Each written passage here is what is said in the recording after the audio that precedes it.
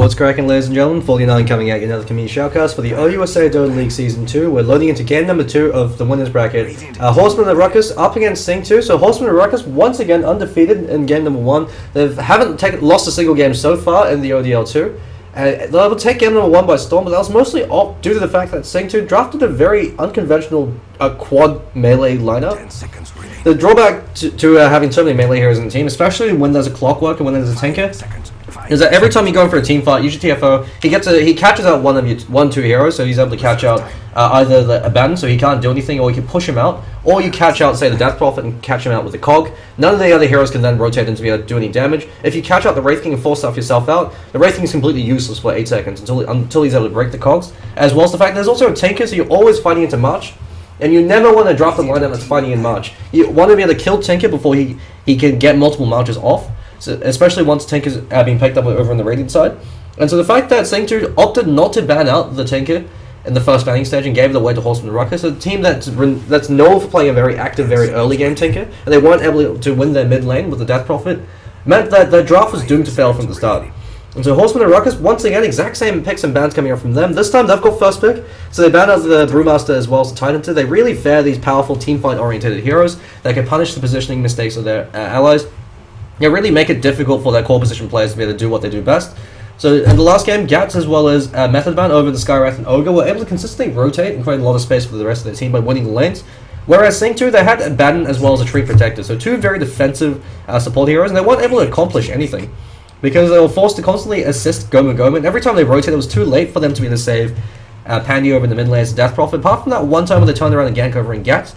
But it was too little too late. They needed much more active early game supports. And so this time they instead decided to ban out the Death Prophet, so they really don't want to play against it. And it's a bit of a mistake because Death Prophet can be very easily countered in the mid lane, and if she doesn't get a great start, she tapers off very quickly. So Doombringer first pick coming up from SINGTO, while Horsemen and Ruckus, they go for a Faceless Void, and they love to play Void in the one position role. And when you see an enemy team pick up a very greedy hard carry, or when you know they're going to be going for a pseudo 4 protect 1 strat, Doombringer is the hero that counters it. You doom the hero at the highest amount of farm, and he's suddenly completely useless. All of his items and all the investment you place in that hero is all for naught, and you can then run over the rest of the team. And so Doombringer, especially as a Radiant offlane, is able to achieve a huge amount because you have easy access to the enemy jungle. And so if you're being completely zoned out, you can rotate in, see if you can find a good creep in the jungle. So for instance, if you can find the Troll, Priest, Healer, not only does he give you the 2.5 mana regen per second, so he actually outclasses the Crystal Maiden. Since Crystal Maiden will die, the Troll Priest will never die and feed the enemy team. And you also have the heal, which is actually very efficient in terms of HP for mana, especially since you've also got the Scorched Earth and the mana regen coming in from the Troll. You can also pick up the Shadow, which gives you the mana regen, also gives you the Blast, so you can farm from a distance if you absolutely have to. And so Doombringer, you see how good a Doombringer player is by how he's able to adapt to the game and what creeps he chooses to kill with the Devourer. And so Treant Protector once again being picked up by SINGTO, despite the fact that he actually wasn't able to accomplish too much in that last game. But that being said, Treant Protector in conjunction with the Doombringer makes it very, especially with the Radiant side, makes Doombringer very powerful. Because it's difficult to dislodge him, especially with the Scorched Earth. He already has regen built in, not even including the creeps. The Scorched Earth and the Living Armor alone make it very hard to kill the Doombringer. And if Doombringer is able to find a fair amount of farm, or at least a fair amount of levels, he can start rotating around the map and winning you the mid game once that Doom comes online. So Horsemen and Ruckus actually opting for a Shadow Shaman. I think this is the first time they've ever opted to pick up the Shadow Shaman. Oh, no, that being said, Gats has actually picked them up a few times in the group playoffs. So Shadow Shaman to Faceless Void, very obvious synergy in the laning phase. You shackle so Faceless Void gets free hits and also sets up the other support hero. In the later stages of the game, in the mid game, you drop the Chronosphere and you drop the Massive Open Wards, and the wards will be able to deal damage to whatever targets are caught in the Chronosphere. Also gives you a huge amount, it gives you a follow-up for your team fight. So Faceless Void wins you the fight, Shadow Shaman then drops the ward and takes the tower. So it gives you that recovery potential. Since you can also split push once Shadow Shaman gets a Blink Dagger. But the drawback to the Shadow Shaman is you have to accomplish a lot in the early stages of the game. You have to ensure that Shadow Shaman never is able to find a fair amount of golden experience. Because otherwise, if Shadow Shaman falls too far behind, he's a very greedy support hero. And he's very squishy and easily killed. If the enemy supports, if the Doombringer is able to find a Blink Dagger, just blink on the Shadow Shaman and doom him in the early stage, Shadow Shaman becomes useless. If there's a Tide Hunter, they can catch him up with the Ravage before Shadow Shaman has his own blink, so he could engage from further back. Shadow Shaman then gets killed very early on the fight, and when you don't have a Shadow Shaman, when your support line dies very quickly in these fights, especially if the enemy team have the initiation advantage, they always are going to have that edge because they can always start a fight 4v5. And so Tinkerband coming up from Horsemen and Ruckus, fairly self-explanatory considering the fact that SINGTO have the Radiant side advantage. So even if the enemy team, they don't have a Tinker player, or you don't think they have a Tinker player, banning out the Tinker is always a fairly good move, just in case that they happen to have a Tinker player, especially on the Radiant side.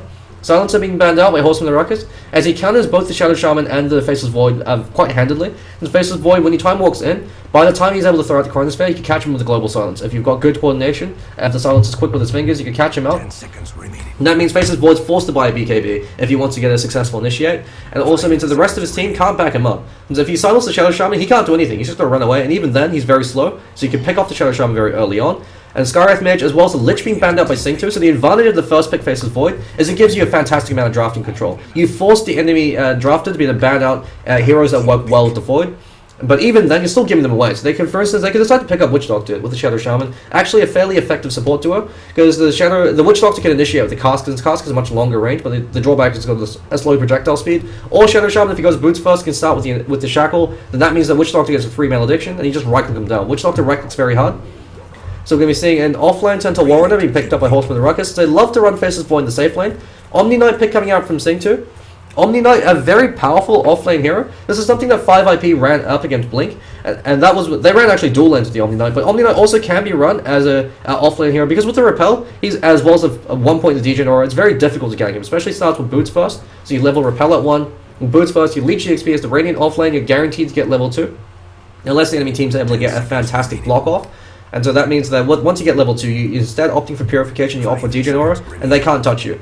If they ever rotate and play very aggressively, you repel, you run back to the tower. They can't dive you with that Degen Aura, as the Degen Aura now plays sticky for 2 seconds. It's actually a very potent passive ability. And if you're ever able to pick up an Orb of Venom, you can actually play very aggressively with the Omni Knight, with the support to rotate. And Omni Knight, he's a fantastic counter to the Void, since when the enemy team picks up a Void, you have to draft heroes that can act as failsafes or contingencies in the Void. So every time he's able to Chrono, you want to make it as difficult for him as possible to land the perfect Chronosphere.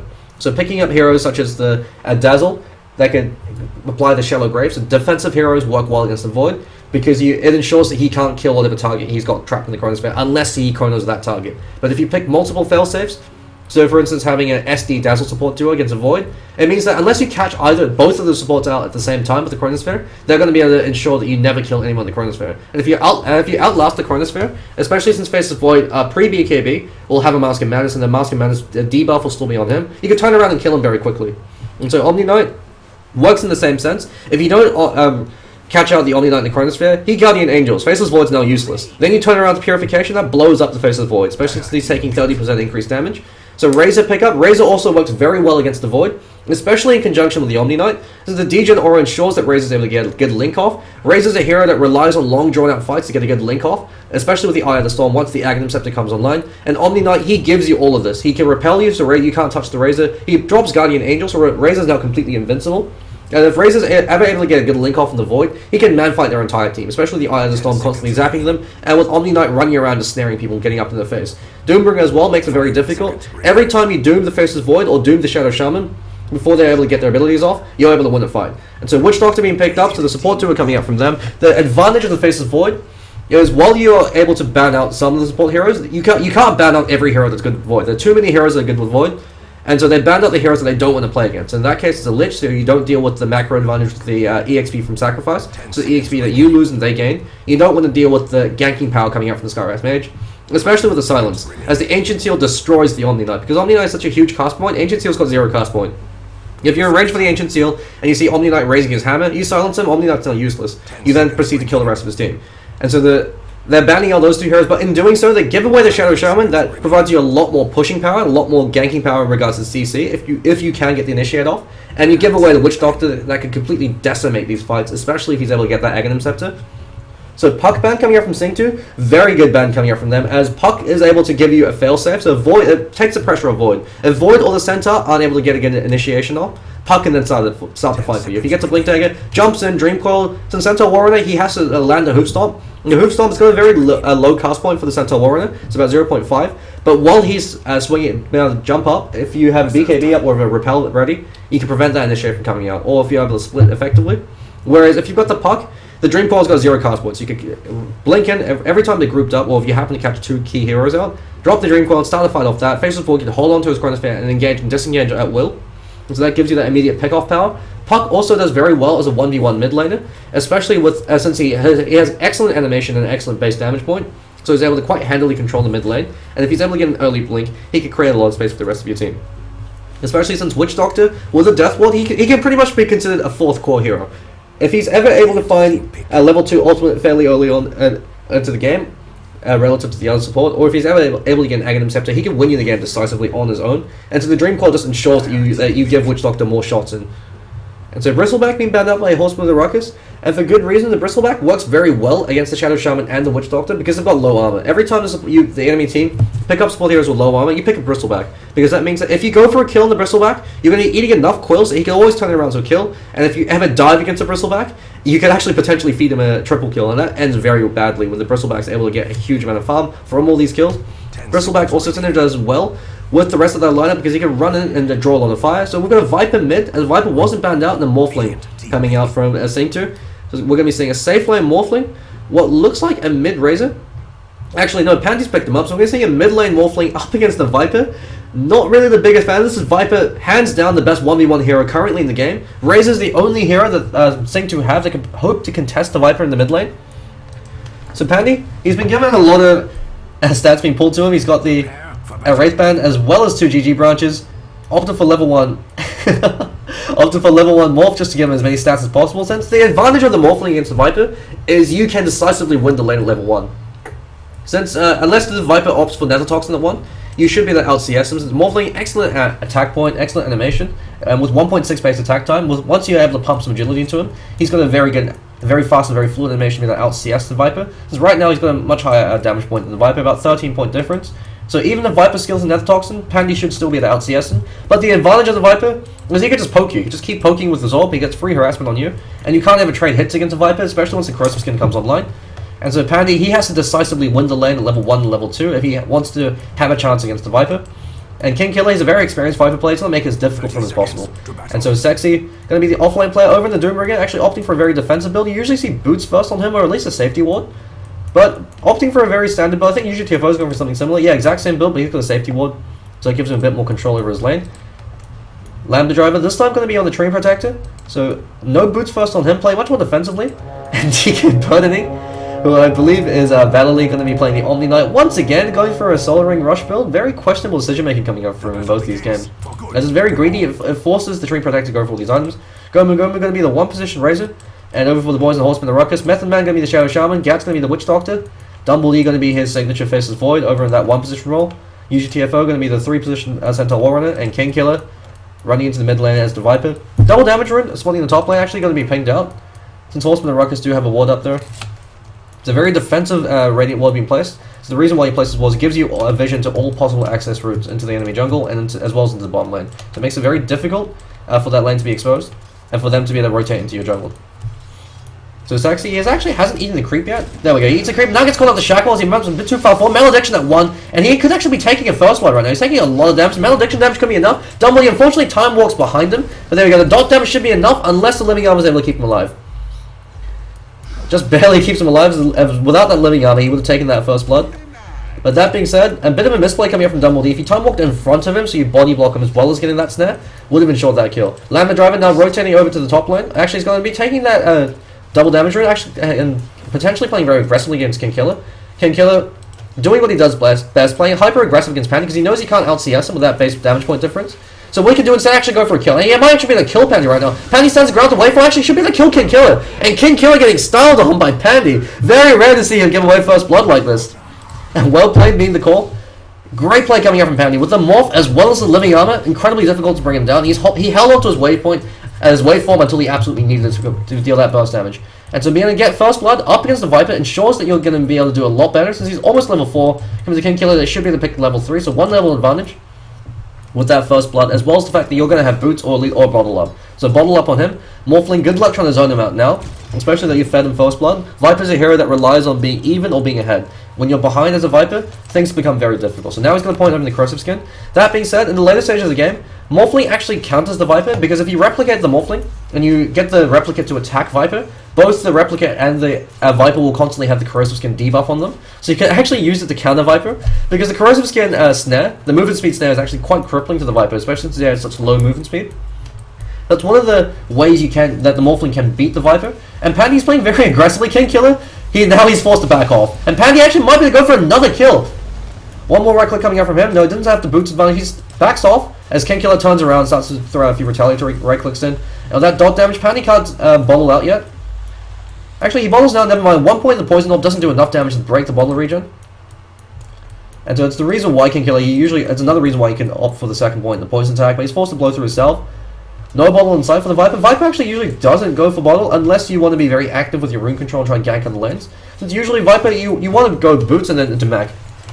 Since you want to be the one to build a utility item for your team. Once you get mech, since it gives you a huge increase in EHP as well, you're able to do a lot of work, especially in these early engagements. And so when you pick up a Viper, your supports can usually play a bit more greedy and pick up the runes instead. Since you don't need them and you don't want the enemy team to get them. But UGTFO in this offlane, not too bad. He's been zoned out quite heavily compared to the Doombringer, but all things considered, considering Doombringer's on the Radiant offlane, and he's actually going to be taking a fall right now, unless the Living Armor's there, but even then, don't think the Living Armor's enough. Great cast coming out from Gat, holding onto it to ensure they don't stack their CC, and Dumbledee's able to get that kill. And so considering the fact that UGTFO's got a much more difficult offlane, being the dire offlane where you don't have access to that hard camp to pull, and when the creep wave is much more exposed, since you've got that angle approach to come through, worse for the Radiant side, because this is the hard camp, especially as a Doombringer, you can always rotate in, stack the creep equilibrium, and eat a creep. He actually hasn't eaten any lane creeps, any neutral creeps yet. He's only been eating lane creeps.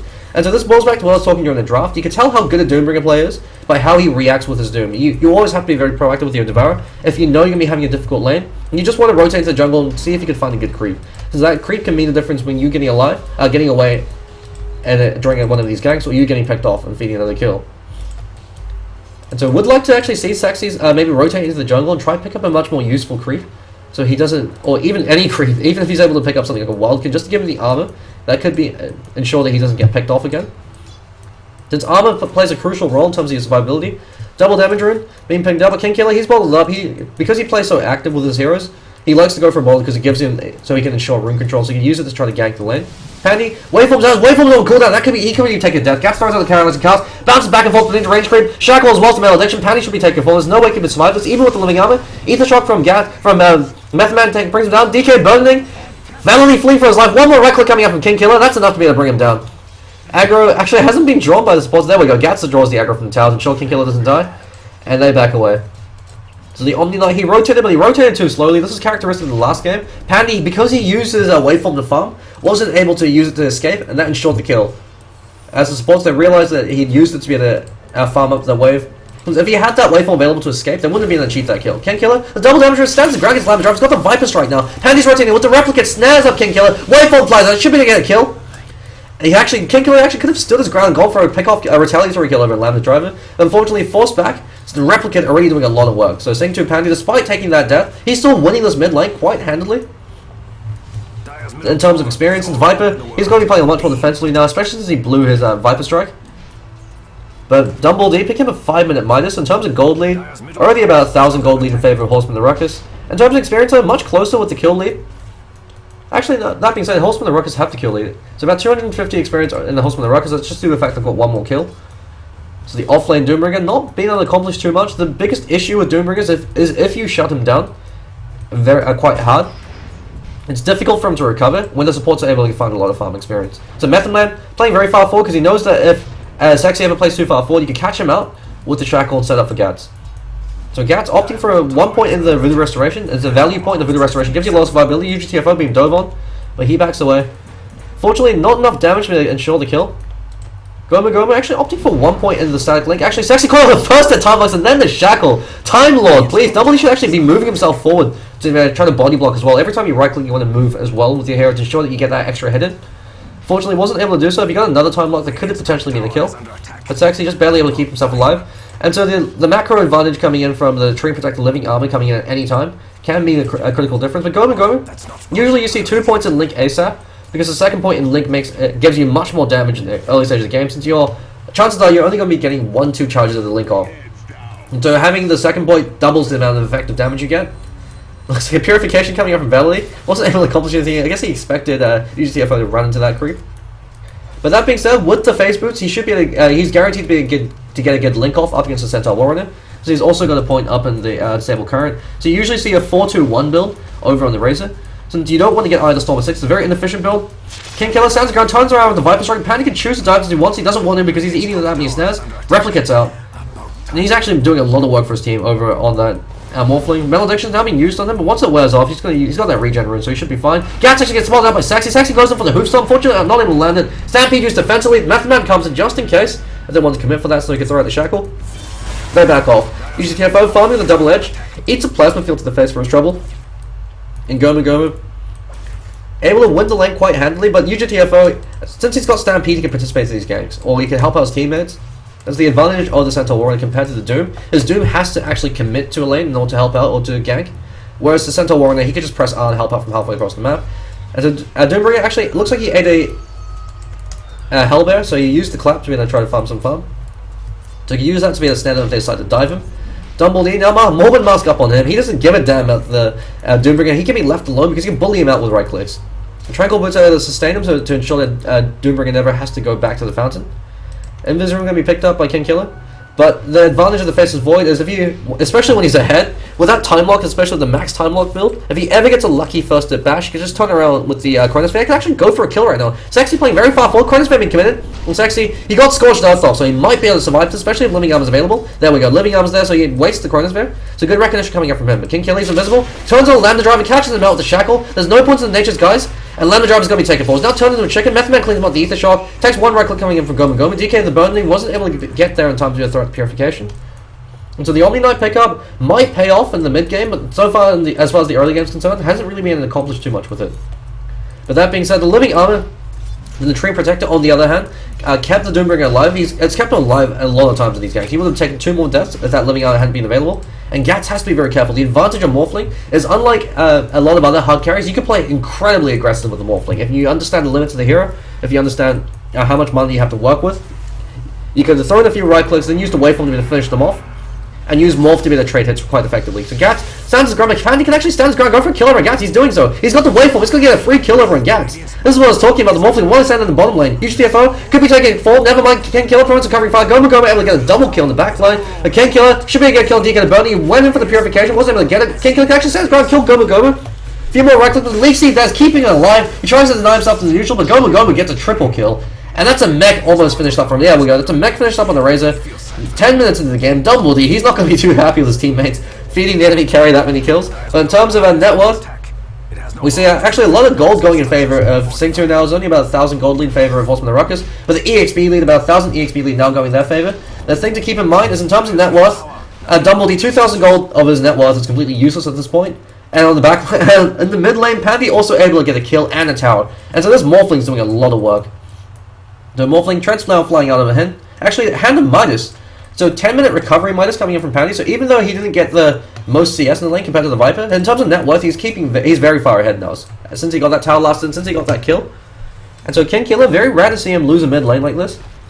But with the Midas now up on the Morphling, he's countering greed for greed. Since in terms of late game, Morphling is a much better late game carry than the Faceless Void. So if you catch out the Void, you can kill him with the E-Blade combo. Or if Void goes in on you, you can morph and use it to keep yourself alive. Sexy wastes the shackle as well as the Hex and Method Man. He's backing away. Doom is online. Purification flies unfortunately missed time coming out from Valley. If that latch with a Doom or a Hellbear clap, that would be enough to ensure a kill.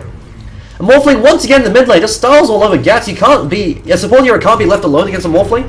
Chronosphere being committed, unfortunately catches out Method Man. Guardian Angel being used, unfortunately doesn't catch out Doom. And Sexy throws out Doom over on Dumbledore. Purification flies, Repel's being used as well. Stampede flies, and the Overgrowth catches out too. They're going to turn around, at least to make it a kill over on Method Man. King Killer is standing his ground trying to provide some covering fire. He's now backing up. He could be the next target as Leech Seed's coming off cooldown in 5 more seconds. If DK the Burning can get in range for that purification for the Repel.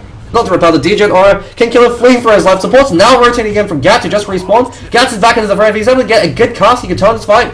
Dumbledore, he's got walk available so he can jump onto the Master Man if he wants to play very aggressive. There we go, he's able to get a fantastic gas bounce off, and then the Death Ward should be the clean up Sexy. Dumbledore runs to get some experience, and King Killer gets a double kill for Gomu. Gomu punishes the aggression, he runs back into the Death Ward though. So he loses about half his life. But Dumble D, Greed being punished, the Plasma Field being able to pick him off. And the mid lane, UGTFO now being left alone against Pandy. Pandy's free farming this entire time. And the EXP and gold gap is going now in favor of SINGTO. In terms of gold, there's now a 1,000 gold lead going in favor of SINGTO. And 2,000 EXP lead in their hands. And it actually looks like Dumble D dropped his stick. Never mind, he dropped his GG branch. So Dumble D dropping a GG branch to make space. And the trash talk coming up from both teams. Morphling already has a Ghost Scepter. This is a 12-minute Ghost Scepter. He's going for a straight E-Blade rush. So no Lincoln Sphere, no thrills, just sticking, no fuss, no muss. He's going right for the shotgun with that Midas to help accelerate his farm. Morphling's a very powerful Midas carrier because he's got that 1.6 base attack time, and because he makes such good use of experience. You want to have maxed out Morph, maxed out Waveform, as well as the maxed out Adaptive Strike before the E-Blade comes online. And so the Midas, even though it was a bit delayed, since he wasn't able to find it, it took him twice as long as it did for Dumble D. But let's say that gets smacked up. Level Death able to ensure the kill. He's been called out of position a fair amount. And the Gomu's able to punish them. Razor's a fantastic hero for punishing out of position heroes. With the Plasma Field, takes about half of Gatz's life at this point. So if he's ever called out, Gomu just run and smack him down. Double damage on the Morphling. So he's been able to continually apply split pushing pressure. And so this is why Morphling's so powerful. Actually, in a lot of games in TI, he was banned out in the first stage because of the amount of split pushing presence he could provide. Dick in the Burning stands the ground, King Killer. Gomu gets a kill over in the top lane. As it looks like Dumble D, he TP'd on out. King Killer actually could be taking a fall. He turns around on Dick in the Burning, he's going to get a kill, but Pandy should be able to clean him up in exchange. With that Ghost Scepter, he could trade hits all day. And so Pandy, SINGTO actually come out ahead on that. Since they're more than happy to throw lives away in order to ensure that Morphling gets a fast E-Blade. Once he gets that E-Blade, Shadow Shaman's dead. If he catches out Gats and Shadow Shaman, they're going to die instantly to one hit from that combo. So Shotgun coming out from Morphling being able to create a lot of space. And Gomu, he's building towards his Aghanim Scepter. He's actually fairly close to it at the rate that he's been farming. Once that Aghanim Scepter comes online, you've got Razor acts as a bullet catcher for his team and runs up in the front line and drains all the damage coming up from Double D or from the Razor. And then while that's happening, Morphling's able to pick off heroes in the back line with the E-Blade. And then Waveform in once all the spells have been used to contain the Razor. And so a very effective draft coming out from SINGTO. So the Morphling hangs back and deals a huge amount of burst damage, and the Razor runs up front and takes as much fire as possible. So you've got a front line carry and a back line carry. So Morphling's job is to be able to pick off the support heroes, since he can pretty much kill any of them if he catches them out. So the Witch Doctor or the Shadow Shaman, while they are very powerful aggressively if you get the initiate off, if you're being initiated upon, those heroes fall apart, especially since King Killer has been very delayed in regards to his mech. He still hasn't got it yet. So Dumble D, a lot of pressure has been placed on him, since he's the only effective right clicker at this point. And when there's a team with only one core that's functional at the moment, what do? You doom that core, and he becomes completely irrelevant. So he's going for a Chrysalis build, so he's building pure damage, even though the Maelstrom build gives you a lot more overall DPS. Since Faceless Void, he scales better with attack speed than he does with damage, especially once the enemy team has more than 10 armor. Mjolnir out DPSs every other damage item in the game, once armor value is above 10. And since Morphling's guaranteed to get armor value above 10, especially since he relies so heavily on stats, actually has Boots of Travel, so he opted to delay his E-Blade in exchange for going for Boots of Travel to give him a lot more split pushing presence. Dumble D caught out with the Doom, and as well as the Eye of the Storm being expended for that, the Stampede, he should be able to make it out there, and support's already rotating in from UGTFO, but no Blink Dagger up to Centaur Warrunner. UGTFO, he actually hasn't been that all-too involved so far, and Viper in the mid lane actually picks off Sexy.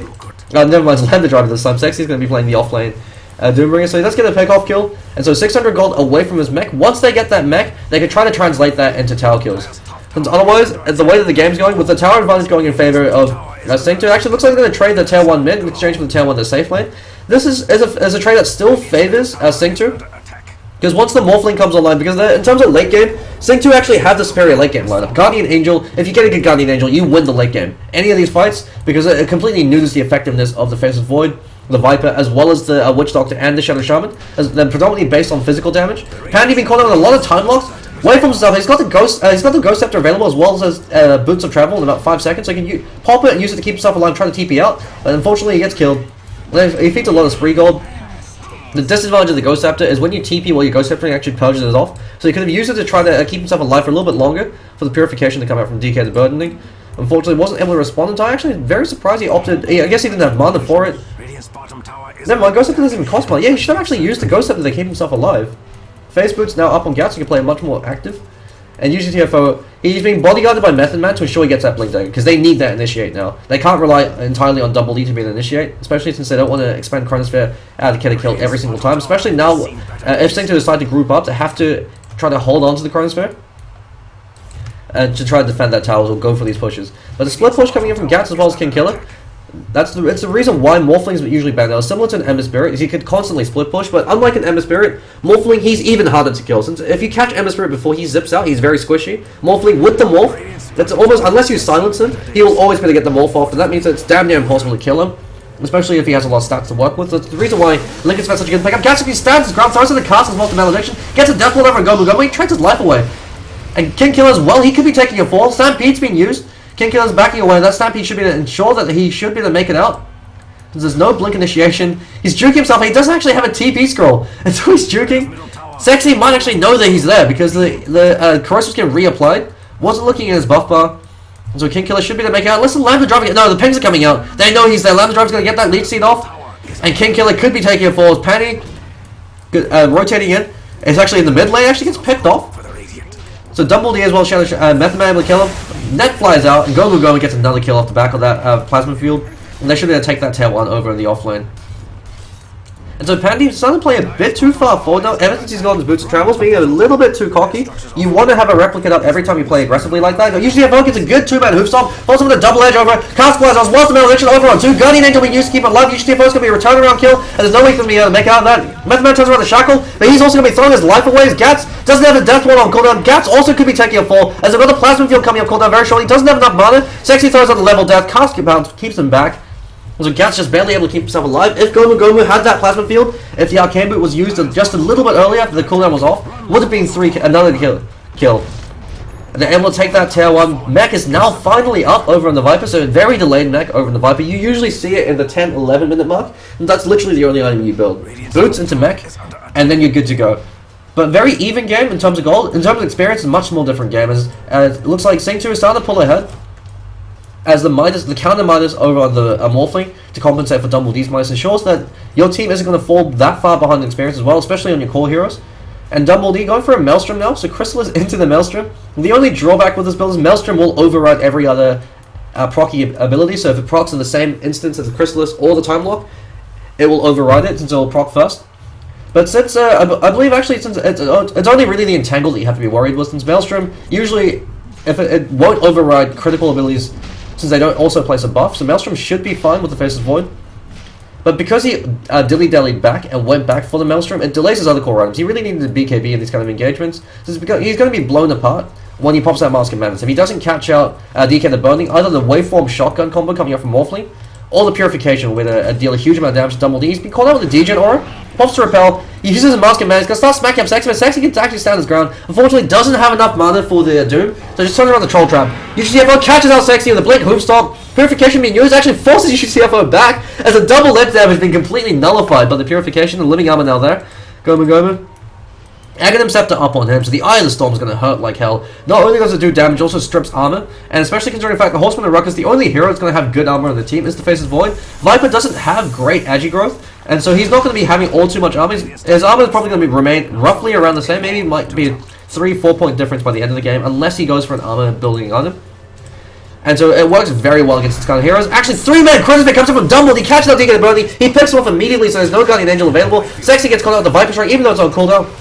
Sexy. Hoofstar actually gets whipped by UTFO. Malediction being used, but Gats taking a lot of damage. Gomu just runs at them. Doom now being used on Double D. Double D's going to be trading his life away. Gomu stands his ground. And the mid lane looks like Pandy is able to take a kill. Actually picks off Method Man. Gomu stands his ground against King Killer. He's able to get a great link off. Master Overlords are now going to drive Gomu back off. He doesn't want to die with this. The Master Overlords will kill him, especially in conjunction with King Killer. And King Killer, he turns back around, but unfortunately he's not able to get there in time. He TP's back out. And Pandy doing what Morphling does best. Every time he's left alone against his ball, here he gets a free kill, and that's going to be his E-Blade. So 21 minutes into the game, you got Morphling Boot to travel as well as the E-Blade. The late game is now secured for SINGTO, because you've got an Aghanim Scepter up by the 20-minute mark for the Razors, so you can take towers. If you ever win a fight, you've got enough pushing power to be able to end the game. And you've got that, you not only do you have the burst damage coming up from the Morphling, it's also very difficult to kill Morphling. Even if you catch him in the Chronosphere, he can still morph through the Chrono. So it makes it damn near impossible for you to kill the Morphling, because you just don't have enough burst damage. Since you don't have a silence carrier, if they had someone with the Orchid in 11, actually Viper probably could be the best candidate for building the Orchid, because usually the Centaur Aura gets absolutely zero benefit from it. Viper gets some benefit, because he doesn't necessarily have to build damage on them, and so you can afford to build utility over the Viper, but he's going for an Aghanim Scepter instead. Aghanim Scepter Viper does do very well against the Morphling, because Morphling is also very slow. And so he's entirely dependent on the waveform to keep himself alive, to give him that mobility. And so if you can snare him outside of the waveform, you can just right-click him down. So it can be an effective way to deal with the Morphling, but you also need a silence to be able to deal with him, or a hex. With that E-Blade up, he can instantly kill any of the backline heroes. So Method Man or Gats can be killed very quickly. Man, he actually caught fire in position, turned into a pig. He's not strength morphing. Now he's on strength morph, but it could be a little bit too late. Now calling the hoof stomp as well, and investing everything to make sure they get that kill. And so Pandy, once again, being caught out of position without that replicate, and he throws away his life for it. But while that's happening, they're at least able to trade a top tier 1, and Goma with that Ida Storm still up, they can actually keep going and place a lot of pressure in the top lane, and maybe do a bit of chip damage on the tier 2. But they're trading tier 1 for tier 1. As the Radiant Fortification is being used, and so SINGTO, they know they have to go now. They can't defend this as 5, especially without Pandy now, with all the ultimates up for Horsemen and Ruckus. Now Serpent wants to be used to aggressively take the tower, so you can't defend that tower. So what do you do instead? You try to place a lot of damage on their tier 2, and force them back, so they can't keep pushing. But with that Blink Dagger up on UGTFO, he can now start initiating and going very far in. But even then, Centaur Warrunner actually, he could also be a shotgun target, because if you shotgun him, he can't initiate anymore. Or if he does, he'll die as soon as he throws out his double edge. He'll drop him too low. Especially with since he's always eating these purifications coming out from the Omni Knight. And Valley actually opting to max out Degen Aura, so all he has to do is just stay alive and be in the midst of these fights, and he can provide enough snare for the rest of the team to do a lot of work. And Degen Aura also reduces attack speed, which isn't too critical. I mean, Viper, he's got fairly fast attack speed, especially since he built treads. And Dumbledee's also going to have great attack speed, but it could be that critical difference, 34% less attack speed, especially once you pick up a Shiva's Guard, so negative 74 attack speed, that's almost the attack speed you get from the Mask of Madness, since you get 100 from the Mask of Madness, but in exchange for 30% more damage. And so if he's ever able to farm like a Shiva's Guard, either him or the Doombringer, they can turn that into, and deal it to help counter carry, or use it to disable the enemy carry, or prevent them from reaching their full DPS output. Since you've also got the Razor with the static link. So Daedalus is now up on Dumblede. He's going for an all-out offensive build, so no BKB up on him. He's not ferrying the magic damage coming up from Plasma Field or the Purification. And so he knows that if he gets a Chronosphere, he has to kill a target in that Chronosphere. They're investing everything into that. That's the only way they can turn this game around. If they go for defensive items, they can simply outlast them. Morphling can juke him around, can kill off the rest of your team, can replicate out if you're trying to go on him. Doombringer, he's incredibly tanky as well, so you have to build a fair amount of damage. Lambda Driver actually comes in, gets called out as Method Man spots him busy with the Nature's Guys, catches him out with a Hex. Chronosphere committed, actually catches out 3, fantastic Chronosphere, no Omni Knight available, Shotgun Blast blows up Dumblede, 3-man Malediction up from, coming out from Gats, his wards instantly cancelled by the Overgrowth, but Gats being driven back with the Eye of the Storm, Goma has Plasma Field available, can use it for a kill, turns around on UGTFO, Dumblede kills down the driver, Pandy, actually Sandy's ground gets smacked down with a Daedalus crit, and Goma gets smacked down as well, going in for it, he should be able to kill Dumblede, and Pandy now backs off with the Strength Morph. And with the bottle charges, Goma actually gets a beyond godlike, but then his spree gets ended. So huge influx of gold now going in favor to Dumblede. And so he can start building towards either a Mjolnir or towards a BKB if he really wants to go for it now. But considering the fact that he's just going for offense, if he catches out the Morphling, he can go for it. And SINGTO, they've been clumping far too often. Dumblede's been getting fantastic 3-man Chronospheres. Every time you catch out the Omni Knight and kill him before he gets Guardian Angel off, you're guaranteed to win that fight. And Omni Knight, he knows this, so now it looks like he's going towards an Aghanim Scepter. So that means he doesn't even have to be anywhere near his teammates to help them out. He could use the Guardian Angel from across the map, and it also works on towers, and that doesn't seem like much, but considering the fact that Guardian Angel heals towers, and you've got the Treant Protector, it makes it very difficult to be able to breach high ground up against SINGTO, and the later the game goes, the better it is for them. Since Morphling, he's going to be able to handily outcarry the Faceless Void, because he can blow up your other support heroes, and Void left alone with no one else to be able to help lock down heroes, it's very easy to kite and control the Void, or to elsewise blow him up, since it's going to force him to go for a BKB. Morphling, you never want to go for a BKB on the Morphling unless you absolutely have to. And in this game, I don't think he really has to, because so long as he keeps a replicant out, or he's able to, since he doesn't have to be the one leading the charge, he's always going to be hanging back, waiting for them to initiate on Goma. Because if you don't initiate on Goma, I mean he's left unmolested in these fights, with the static link with the Eye of the Storm, he could turn the tides. If he gets a good link off on Dumblede, he's going to force Dumblede to run away from the fight. And that means that Pandy's getting 3 shots in. He could E-Blade assassinate Dumblede. When that Mask of Madness was used, he took him out, he took out about half his life with one E-Blade combo, and actually forced the Aegis immediately during his Chronosphere. So even though Dumblede had a fantastic Chronosphere up, with that 30% increased damage, as well as the 40% extra increased damage from the E-Blade, 70% increased magic damage when you're being shotgunned, it's going to pretty much ensure that you die inside your own Chronosphere, unless you catch out Morphling. But if you catch Morphling over on the with the Chronosphere, you're not catching out DK the Burning, because he's going to be playing very far back. Doom actually being expanded over on Gas. Stampede not being used. Sexy is now man by enemy lines. And that Stampede ensures the disengage coming from Horseman and Ruckus. But Method Man, he could be the sacrificial lamb. He could turn around for a Hex at least. But Sexy decides not to go for it. Gomu is there. Now he's building towards the BKB. So if Razor's not able to, if you can't lock down the Razor, all he has to do is run up and link Dumble D. And it forces Dumble D to run away. He gets try to stand his ground and kill Razor before he's able to get a good link off. With the E-Blade coming online from Pandy, if they're able to kill off Void, they win the fight. Because King Killer, he's playing too far from behind. He doesn't have enough damage to be able to reliably win them these engagements. He's pretty much there to just provide snares and try to draw fire. So he's accomplishing the same role as the Razor. He's actually going for the exact same items. Razor and Viper, very similar heroes. They can pretty much be considered parallels. I guess the difference is Razor provides you a lot more pushing power, a lot more AoE presence, in exchange for having less power in that 1v1 role. Viper completely destroys 1v1 matchups. Razor, if you're against lineups that if they're able to build boots as well, you don't get good links off. Razor does taper off somewhat, because he's completely dependent on that side link, and Double D gets a kill over on Pandy, catches them out, crits them down. So even with the Strength Wolf coming out from Pandy, just wasn't enough. Actually, I haven't actually double checked, so I don't know if Chronosphere disables Morph. I believe it doesn't, but it could for all I know. Gomu Cornell who stopped coming out. Double Edge also being expanded now, rotating in. The Purification keeping it alive, as well as the Guardian Angel. The Death Ward's doing absolutely nothing in Gaps. He's going to be the next target they have to kill, otherwise the Death Ward will do too much. He gets torn apart the level death. Method Man, that's purged up. The Degenerate is down on him. He can't run away. Viper Strike being used in DK and Burning. Purification lands over on him. Double D runs, but he doesn't have a Chronosphere, so instead he's countering Gomu, smacks him down. Lambda Driver as well. Method Man still alive. There we go. The level death finally brings him down. But Sexy and DK and Burning are going to be trading by lives away in exchange. Great Viper Strike being used on DK and Burning, as they knew that Sexy was dead. And Horsemen and Ruckus, they get a complete wipe with Pandy also being killed earlier. Just off the back of Dumble D. The crits of justice coming out from him. BKB now online. And Gas out to that Void coming out from him. And for good reason. Dumble D just pretty much destroys the entire team because they weren't able to touch him. Once that BKB comes online with that Daedalus, now he's going to be built towards the Molnir. He should be able to reliably destroy the enemy team inside and outside the Chronosphere. And so he's reached the point where he's hit critical mass. Especially since that BKB means he no longer has to be afraid of not catching Pandy out with the Chronosphere, since Pandy can't shotgun him anymore. So the BKB doing a lot of work for him. Looks like Pandy actually bought the recipe to ensure he didn't lose too much gold. So there we go. Mantistar now up on him. So it gives him much more split pushing presence. And this is what SINGTO have to do now. They can't fight as 5 because Horsemen and Ruckus, they've been getting great initiations in. UGTFO, even though he's been throwing his life away a long time, actually goes over and King Killer. When Double D turns around with the Chronosphere, Pandy looks like he's not strength morphing. I don't think. Yeah, there we go. Now he's strength. Well, you can strength morph the Chronosphere. Overgrowth actually saves him. Doom flies out. Viper Strike being useless, Sex prevented from running forward. Malediction lands on him. Great cast coming up from Gat, ensuring the retreat. And they trade the Chronosphere in exchange for the Overgrowth and the Stampede, but they're more than happy to trade that. Gat's actually still standing very far forward. UGTFO, he eats the Leech Seed. And Lambda Driver, no fear on him. He's got Blink Dagger available.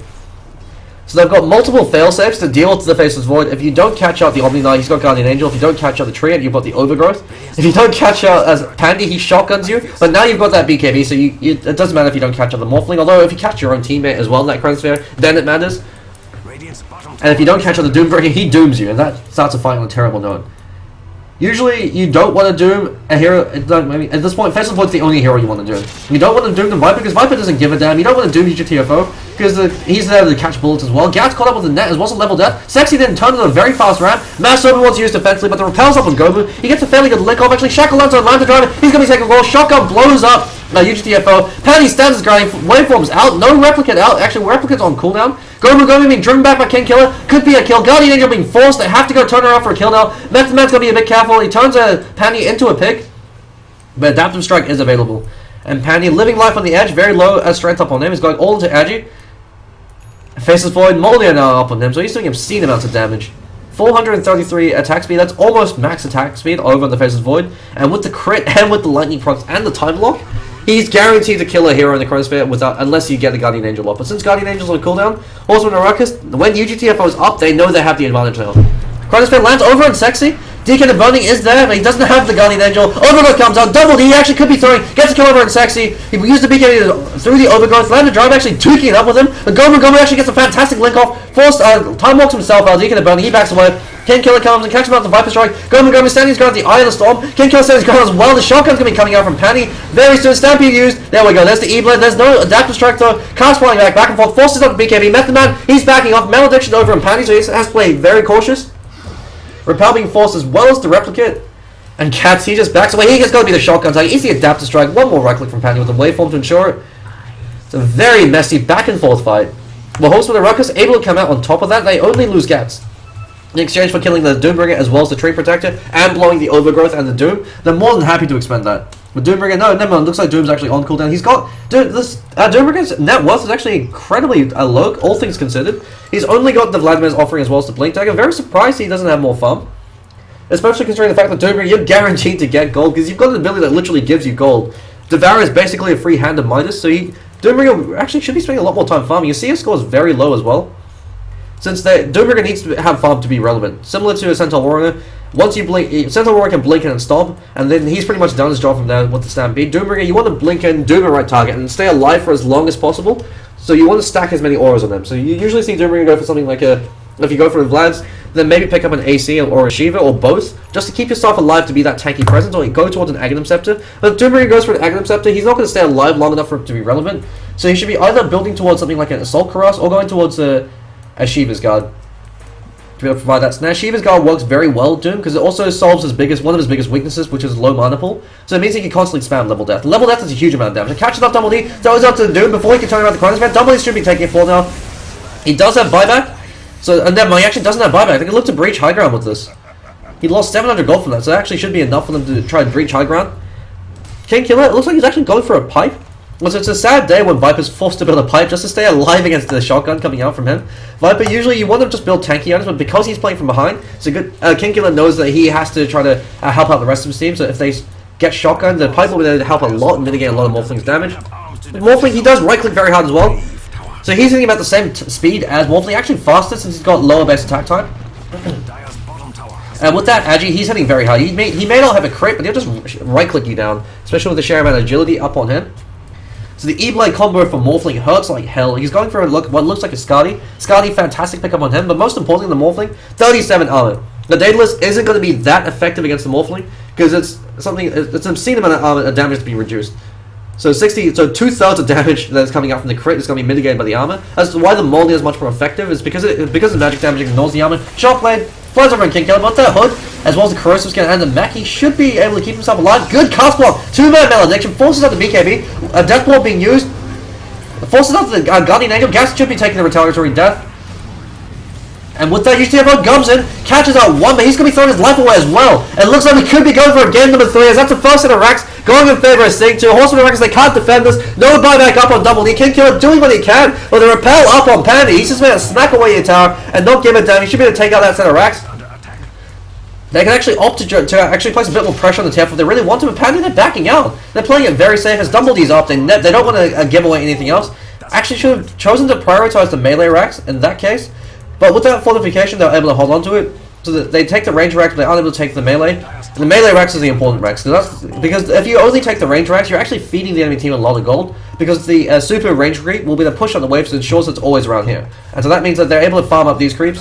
And those creeps are still giving the full amount of golden experience. Whereas if you're able to take the melee creep and the melee racks, they've only got one more creep that's giving them a full amount of gold. The other two creeps are only giving them 2/3 the amount of gold. And so you're depriving them of golden experience. So that's the reason why you want to take racks, especially racks very early on. Is not only are you depriving them map control and putting yourself one step closer to winning the game, you're depriving them of a huge amount of gold. And Pandy, he's actually starting to recover. He's actually almost got the same amount of net worth as Double D now. So the Morphling, he's able to farm much faster than the Faceless Void because you can constantly place pressure across the map with the replicate. You don't have to stick together with your team when you go in for ganks. You just keep a replicate near them. You farm another lane split push, and then when they jump in, you replicate back in. And so you can use that to constantly be able to join and disengage these fights. So similar to a Spectre, you just sit there and farm. So long as your ultimate's up, you can use that to engage. So it means that you should always be farming over as the Morphling. But the advantage Morphling has over the Spectres, you can constantly be split pushing as well. So you've got a lot of solo killing power. Spectre, unless she's obscenely fine, actually great 3-man Hoopshot comes in, UTFO, Stampede being forced, Gomez, immediate shield up on them, Land Driver, actually got a 2-man Chronosphere, never mind, only catches out Gomez, Pandy just barely avoids it, almost kills Double D pops and picks up a regenerate, Deathward forces back Pandy, but he's got the haste run up on him. Sexy runs up, I don't know why he ran for that, Purification does a lot of damage to UTFO, Gomez, BKB's still up, he's got the Eye of the Storm available, Repel being used on him as opposed to Pandy, so Pandy's got this Eye, he's got the Skadi up, caught up with the Shackle, now he's strength moving, they might be able to bring him down, if they're able to bring him down, they can win this fight. Sexy duking up with Double D, they kill him in the backline, Pandy fleeing for his life with that haste rune, he's actually just barely keeping himself alive, the strength move is too strong, King Killer turns around, stands his ground against Gomez with the Eye of the Storm, Even he doesn't really give it down with the Viper Strike. Pandy actually gets a turnaround kill over on Gas in the meanwhile. Sexy runs in, the Horsemen and Ruckus are falling apart. Method Man being snared up by the Scotty, turns around, turns Pandy into a pig. Pandy's still strength bombing this whole time. Gets switched back to Agi, bro. They wipe 4 in exchange for 2, and Horsemen and Ruckus, things are looking grim for them. In terms of gold and experience, only 7,500 gold lead, probably going to be rising up to about 10,000 with that last kill. In terms of experience, still a very close game, about a 2,500 EXP lead. With that, once the results from the last fight calculated, very close game. But SINGTO able to execute it better. Dumble D unfortunately wasn't able to get a good Chronosphere, but that's the advantage of SINGTO's draft. You have to get a perfect Chronosphere in order to be able to win these fights, and they're making it as difficult as possible. If you don't catch out, that was without the Guardian Angel as well. If you don't catch out Omni Knight, he's able to Guardian Angel. If you don't catch out the Treant Protector, he could Overgrowth. If you don't catch out Pandy, he takes out 90% of your life with one shotgun combo. He BKB'd a bit too late. He was able to pick up a regen rune, so they did keep him alive for a bit longer. Then he ate the Doom. And so King Killer, because he's been shut down so heavily this game, and because he's not actually providing that much damage, he's just there to ensure that the Faceless Void's able to get these right clicks in. He's there to act as a slow bot, basically. UGTFO as well. So when 2 of your cores are pretty much turned into glorified CC bots, it makes it very easy for the enemy team to counter use with that Doombringer. Doombringer just dooms the Void. That's all he has to do every single fight. So it doesn't matter how much farm he has, he's actually picked up an AC in the meanwhile. And that's going to make it even more difficult to be able to bring down the Morphlings. He's now getting plus 10 armor. So plus 5 from the Vlads and plus 5 from the AC. So 45 armor up on the Morphling. Faceless Void can't touch him, since even if you do catch him in the Chronosphere, there were 3 heroes from Horsemen and Ruckus smashing on Morphling, and he had the Strength Morph off, so he was pretty much unkillable. And with that Aegis the Immortal and the Scotty, very difficult to bring down the Morphling. I don't think you can actually kill him at this point, unless you use everything you have and catch him in the Chronosphere. But the issue with that is there's always the Guardian Angel available, there's always the Overgrowth, the Living Armor, and the Mech from Gomu Gomu. So because Gomu Gomu is able to find such a huge amount of farm, you have to deal with the Razor and you have to deal with the Morphling. You can't deal with... it's already difficult enough just to deal with one. You can't deal with both at the same time. Gomu Gomu actually runs as well as Panda to catch up both his balls. That's a 5-man Chronosphere. And the Aghanim Scepter, the Guardian Angel, keeps them both alive. This is going to be an absolute disaster. As Pandy waveforms out, catches out Gat. He hasn't used a shotgun. He doesn't even need it. He's got the Aegis available. Overgrowth catches out Dumblebee as well as King Killer. Dumblebee's caught up the Doom. He's going to be taking fall. He's just runs back over the Dumble. He's blown apart. King Killer is the only one left alive. That 5-man Chronosphere on your own teammates is turning the entire fight around. Pandy has the Adaptive Strike just wears off cooldown as King Killer gets out another there. But all 4 heroes down with with Dumblebee without a buyback, Pandy should be able to take a center X. They should be able to take 2. That could actually end the game right now if they chose to. King Killer can't defend us on his own. Gats, he can't do anything against Pandy. If he ever is left alone, Pandy can just run up to him and smack him down. He's almost got a butterfly up on him. He still has the Aegis up, and so he can solo push one lane with the rest of the team barrel down mid. And so Sexy, he eats the Viper Strike, lets a defensive Viper Strike used just to ensure that they're not being able to take out your Rex a lot more quickly. King Killer now caught up with a net as well as the Leech Seed. He's backing off. They don't have to kill him, they just have to take the Rex. So Objective Dodo coming out for the boys over in SINGTO.